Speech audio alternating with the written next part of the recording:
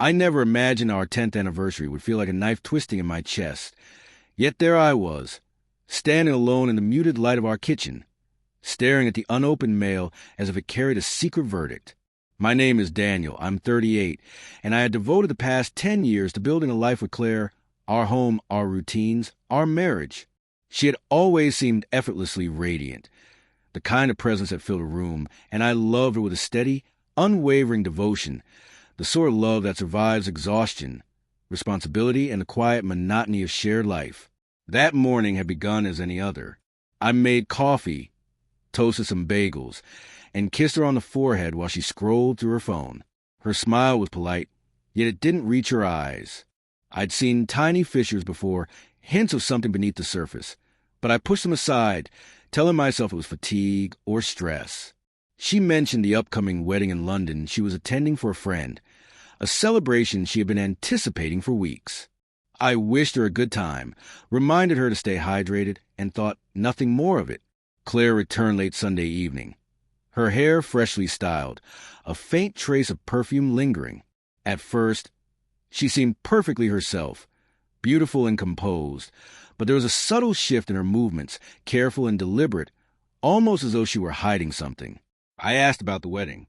She smiled, shared the usual surface details, but when I tried to discuss our anniversary plans, she waved me off, saying only that she was too tired and that she'd tell me tomorrow.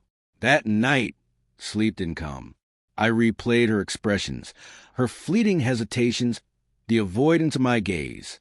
It wasn't paranoia, it was instinct. Something was wrong. Monday brought a quiet tension I couldn't ignore. I went about my routine, making breakfast, tidying the house, but every noise felt like a warning.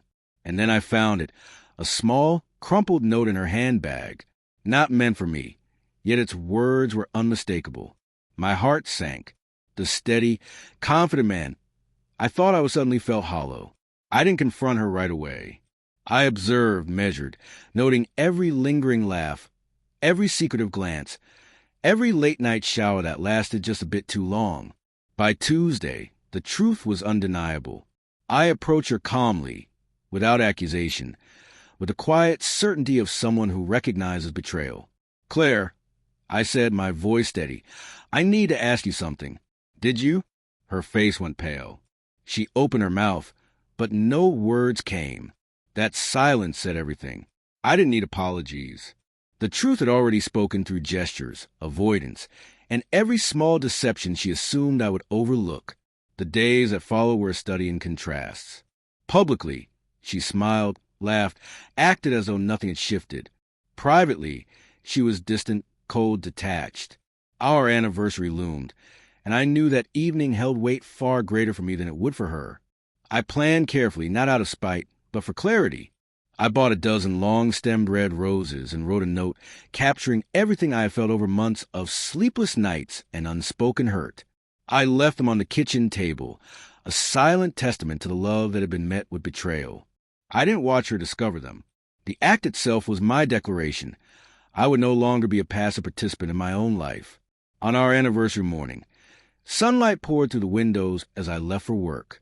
The roses glowed against the counter, the note waiting like a quiet verdict. For the first time in months, I felt a flicker of control, a certainty that the next chapter of my life would be defined by me, not by her choices. I imagined her finding the note, the hesitation in her hands, the sudden realization that nothing would ever be the same. I didn't need to witness her reaction.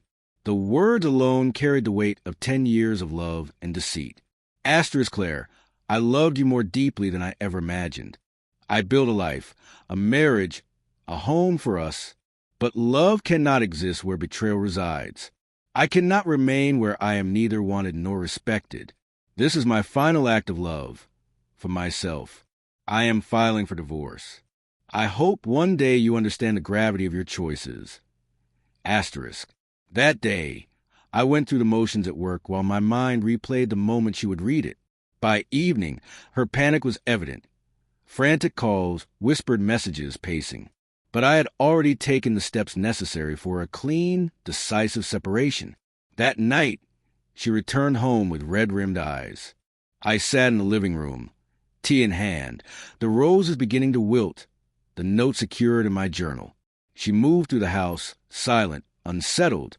I told her only, "I hope you understand why this had to happen." She laughed softly, bitterly, then retreated to her room. In the days that followed, friends and family observed the tension. Claire attempted manipulation, charm, and guilt, but I remained steady. The roses and note had symbolized not just my pain, but the final punctuation of a decade that had slowly eroded. When the divorce papers were formally filed, she confronted reality quietly, without theatrics, finally acknowledging the consequences of her actions. The aftermath revealed what I had long suspected. Friends whisper flattery she had enjoyed, moments she had allowed to become performative. None of it shook me. I had acted not from revenge, but from clarity and self-respect. Months later, the house felt different. Claire's belongings were relocated, furniture rearranged, and the dog's custody secured. There was freedom in everyday routines. Morning coffee, reading in the sunlit study, walking in the garden, unburdened by betrayal. The dried roses remained a silent reminder of a decisive act that had restored my dignity. Occasional attempts by her to reach out were met with firm silence. My peace was no longer negotiable. There were fleeting moments of nostalgia, memories of laughter and late-night drives, but they were no longer chains. The divorce concluded quietly. Claire left permanently, and I remained alone, but liberated, with a clarity that came only from facing betrayal and responding with composure rather than rage. Looking back, I understand now. The roses and note were never about vengeance. They were about truth. Closure doesn't always require chaos. Sometimes it arrives quietly, with the assertion of one's own dignity. Her choices led her to consequences. Mine led me to freedom, and that was worth every heartbreak along the way.